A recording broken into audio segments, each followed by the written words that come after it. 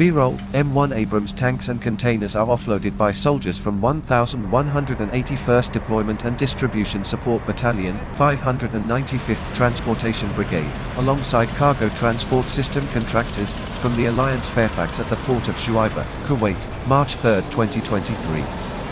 The 595th Trans-BDE integrates and synchronizes surface deployment and distribution capabilities to project readiness and sustain the armed force in support of all Central Command operations.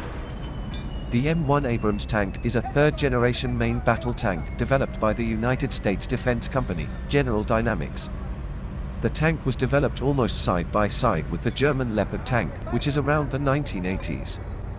The initial goal of making the M1 Abrams tank was to be used in a tank war with the Soviet Union. The first combat deployment of this type of tank was during the 1991 Persian Gulf War. The heavyweight tank is named after the late Creighton W. Abrams, former Army Chief of Staff and commander of the U.S. 37th Armored Battalion.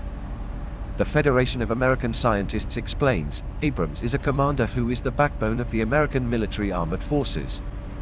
Until now, the tank continues to renew. This product has also been sold to many countries, with thousands of units produced. The initial series M1 Abrams was built between 1985 and 1993.